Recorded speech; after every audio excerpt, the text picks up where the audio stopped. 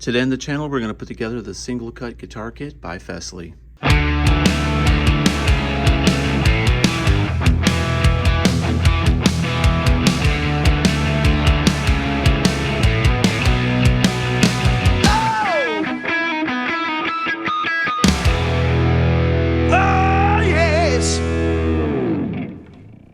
Hey everybody, welcome back to the channel. Today you're going to follow me along my journey of building this Fesley guitar. And I'm filming this right now after I've already completed the guitar. So no matter what you're about to see, rest assured it comes out okay, but it takes a few twists and turns. I'm probably going to get some a lot of love and a lot of hate in this video. It's you're either going to love this guitar or you're going to hate it. But anyway, I wanted to preface this video by me starting off and letting you know that if you're going to buy this guitar kit, be mindful that this guitar comes treated already with a thin coat of lacquer. This guitar would not take a stain, and it would not take any dyes or colors, which you're going to see in my video very shortly right after this. I just couldn't understand why it wouldn't take any color, and I wound up having to put some paint on it. So I looked at the manual later, this manual that comes with it, and on page 5 of the Les Paul style guitar, it says, "The solid wood body of the guitar is sealed and prepared for various types of lacquer coating. A wide variety of finishes can be procured from DIY timber and automotive outlets and aerosol cans, making finishing straightforward without requiring specialist skills." So this guitar is treated with something that makes it impervious to dyes or stains, which honestly was disappointing to me because I was going to make this guitar a blue flame.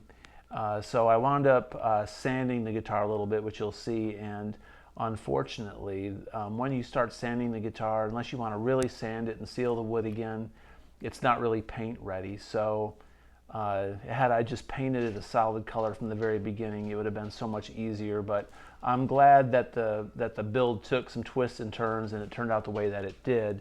But I wanted to be upfront with everybody here that this guitar out of the box will not take a dye or even a wood stain. The wood is treated with some type of coating, so it's ready for paint, some type of aerosol spray, rattle can lacquer, which will look great on this guitar. It's a fantastic kit. It went together perfectly. I didn't have any issues at all. I highly recommend it, but that was the only negative experience I had. And it really had me confused in the beginning of this video. So anyway, here it is, warts and all, my build of this guitar and the finished product. Hope you liked the video. If you do, please consider subscribing and comment below. Heck, even if you hate it, consider subscribing and comment below. And let's begin with the video. Thanks for watching. Okay, so the first thing I'm going to do is I'm going to stain this top with some of this graphite color, because what that does is it brings out the grain of this flame. We want this to really pop, and you have to be really careful. It's tricky because what you do is you got to sand it back down, because you don't want the top of this. We're not going with a charcoal or a graphite color. We're going to make this a color. I'm going to go with a blue color, but I want this grain to pop. So I took some water, a little bit of water in this graphite dye. I'm going to wipe this on here with a rag, and I'm going to sand it down just a little bit. Got to be really careful when you sand it down, because this is a laminate top, and the top will actually, you can sand through it easily and you'll lose the grain if you sand through the grain. It's very, very thin. So this is a very precarious procedure, but it's got to be done if you want this grain to pop. So let's start. Okay, so I just did a little bit of water, a little bit of this dye. I get this RIT dye from Walmart. It's actually pretty decent stuff. So when I put this on the guitar, what it's gonna do, it's gonna make this grain pop out. As you can see, from experience, I don't make it super dark because it's really hard to buff this stuff out, or not buff it out, but sand it out without going through the top. It just makes me nervous. may need to put a little bit more dye, a little bit less water in this, just because I want to get it a little bit darker.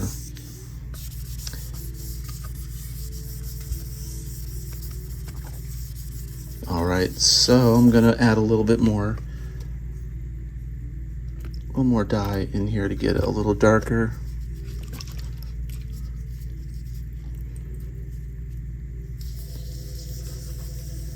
This top is not taking this dye very well. I feel like Fesley coated this top with something.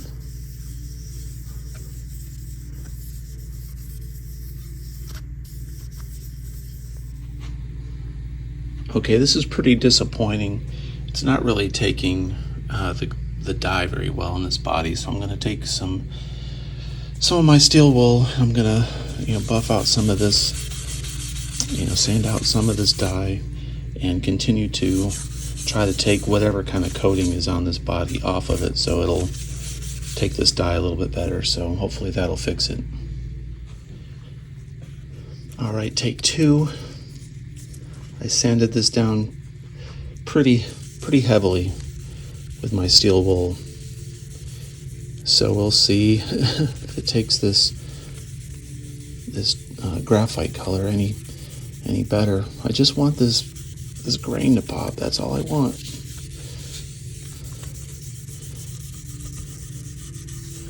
I mean, it kind of looks like it's doing it, but then when I wipe it off, it's not doing anything. I've never had issues with this dye before. I don't know if this wood is just impervious to it. It's frustrating. I'm gonna let it soak it. I'm just gonna let it sit on the top. You don't want it to soak too long because these tops are so thin. They're like tissue paper. They'll start to bubble up if they're laminates. You don't want to go too wet. I've made that mistake before too.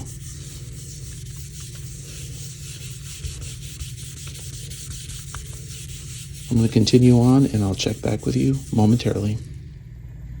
I've tried this 3 times and sanded it down 3 different times, and it's slowly taking the dye on this body, and it's doing this weird thing here. So, and right here. So I'm going to sand this down a little bit and see if it takes the blue. I'm just going to go for it. All right, here's some custom blue dye that a friend of mine made for me, and this stuff is really attractive, but it may not absorb into this body.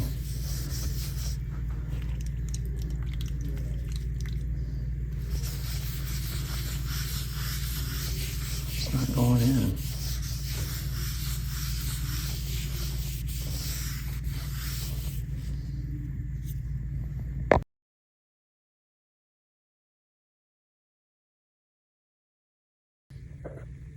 Okay, I've tried 2 different dyes. I've tried different levels of dye and water. I've tried straight dye. This body will not take color at all.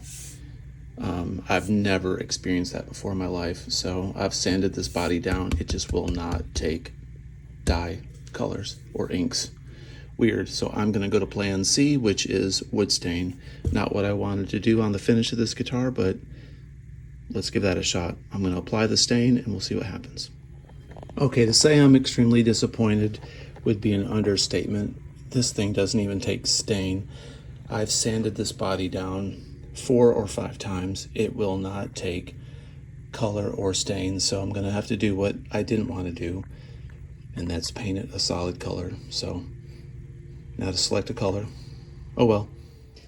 Well, at least we had success with the neck and the back of the body. I've got it stained. It took the stain fine, so that looks beautiful. I can't say enough about how well this guitar is sanded, and the prep work on it is great.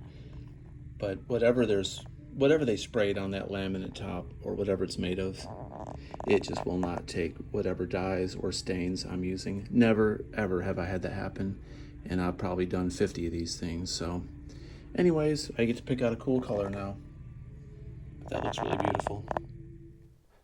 Okay, so after 3 failed attempts to stain this thing, I decided I would do something I never do, and that's look at an instruction manual. I looked at the manual that came with this guitar, and it says that this wood is already sealed. So, you know, why would you seal this guitar with it not being tinted? You can't stain it. So the only option I've got now, I'm going to paint it. So I'm going to go black, gloss black with some lacquer, and I'm going to leave the back of the guitar. I was able to stain the back of it. I'm going to leave the back of it this wood grain, this oak color, and the back of the neck's going to be this color as well. So I'm a little bummed, man. I wanted to make this a blue flame, but as you can see, this laminate doesn't really go to the edges. So unless you were going to do some kind of a burst, it kind of goes up here. But yeah, I mean, if you've got a laminate top like this, typically you want to show the figuring. But so we're going to have a black gloss top. One nice thing is it's so smooth, it's so professionally sanded and ready. There shouldn't be really any blemishes or anything weird on this. This wood is perfectly set up for paint.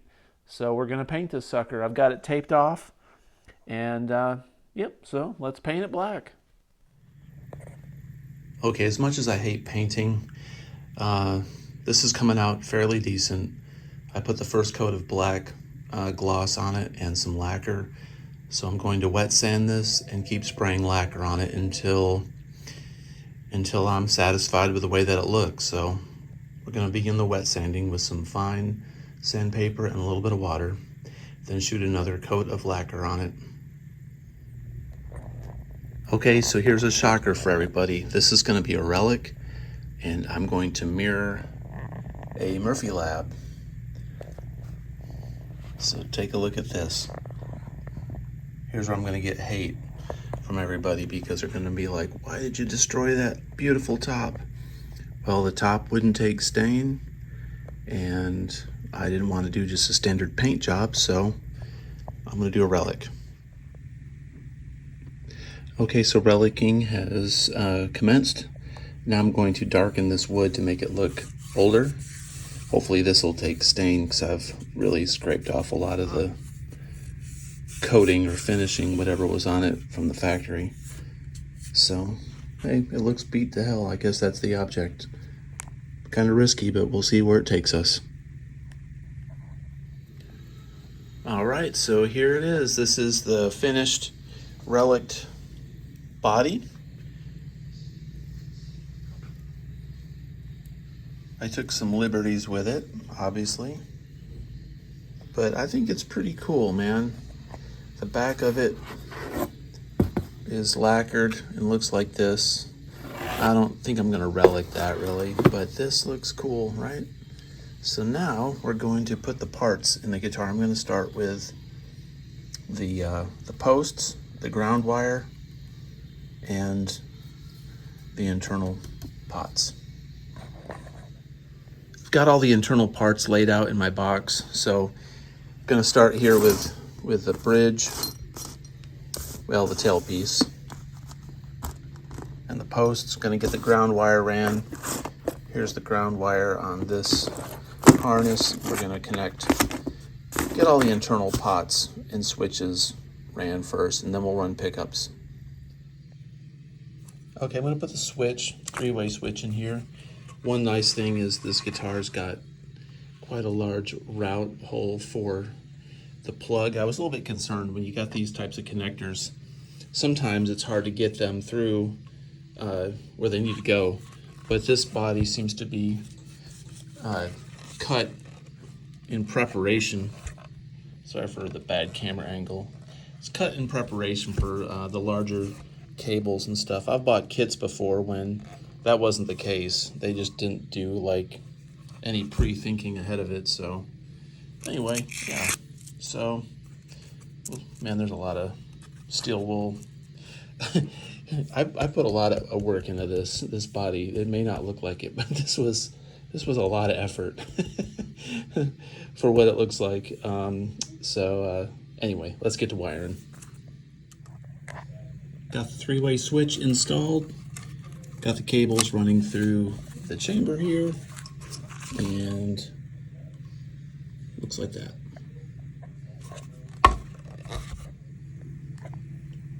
Okay, here's the wiring connection for the neck and the bridge pickup and the ground. So I'm going to run this up through here, and I'm going to connect the three-way switch to it in the pickup slots because there's not enough wire from the three-way switch to run all the way through here. So this has to kind of meet it somewhere here in the middle. So we're going to push that up through the cavity. And once I get this connected, I'll put these pots in the slots that they go to. Okay, I've got the wires ran. So here are my pots behind the guitar, right? I've got the wires ran up through here, and this is going to be the neck pickup, and this red one here is going to be the bridge, and there's my ground. So when I go back to these pots and I've got a red and a gray, I'll just remember the gray is going to be my neck and this will be my bridge. I tagged this one with a piece of painter's tape, so I knew that was the bridge. So I'll connect that to the red, and that's obviously the ground and the neck pickup. All right, so we'll plug those in. Okay, I've got the volume and tone pots in the guitar. Got it wired up. I've got the output jack screwed in. So what I'm going to do now is drop this tailpiece post into these spots here. And there's my ground wire. That is one of the most critical things you have to do is when you put this post in here, this ground wire has to be touching that. Otherwise you'll have buzzing and ground issues like crazy. So if you forget to do that, then you got to remove this post, which that's not hard to do, but you know, it kind of sucks. Okay, I've got the tailpiece post put in. These were some of the hardest tailpiece posts I've ever hammered into a guitar. I mean, I didn't think they were going to go in. I thought I was going to have to re-drill these holes, but they went in. Now for the pickups, the bridge pickup's going to be the pickup with the largest pickup ring, and then the neck pickup's going to be here with the smaller pickup ring. So we're going to mount these in here, but what we're going to do, we're going to run these wires, these quick connect wires. See, I'm trying to focus. Those quick connect wires are going to connect to these. So there's my neck position and there's my bridge. Awesome. All right, the pickups are wired in. Toggle switch is wired in. Everything's cleaned up. Got the bridge and the tailpiece in. As far as doing a test, let's see here.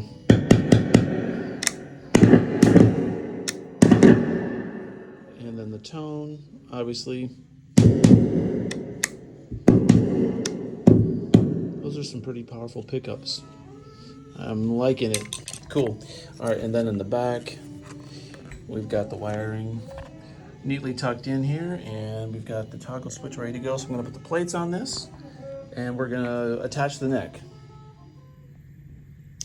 Okay, so the neck is on the guitar. Y'all haven't seen this yet, but I've got the tuners on the headstock now, and of course this is relic, and it looks, you know, I've got it Murphy Lab with the lines, and the back of this looks like this. I got to take the stickers off the back of these tuners.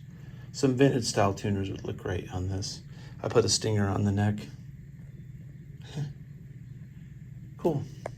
If I put vintage style tuners on it, I would have to probably screw out or drill out bigger holes for the tuners, because these Chinese kits normally have smaller holes for the tuners. So yeah, it looks super perfect on the body and neck. So this is really a relic guitar. This neck would be beat to heck, but I'm not going to do that. So now I'm going to put the tailpiece and the bridge on it and string it up and clean this neck up a bit. All right, everybody, here's the finished product. Everything here is stock from the Fesley guitar kit other than these knobs that are on the guitar. I made those look a little more relic by removing the silver tone stickers. Makes it look a little bit older. And I put a black switch tip on it. And I guess you could call this my Marty lab. Instead of a Murphy lab, this is a Marty lab. So let's take a look at the back of the guitar. Let me flip it over real quick. We've got the stinger here that I did. Got a relic headstock. And I just stained the back of the guitar. The back of the guitar and the neck actually took stain, unlike the top. It didn't want to, but I managed to get the stain on this. So yeah, it looks cool, man. One nice thing about having a relic guitar is you can bang it around and beat it a little bit and not worry about dinging it up. Anyway, let's plug this thing in and we'll do a sound test and check out how she sounds.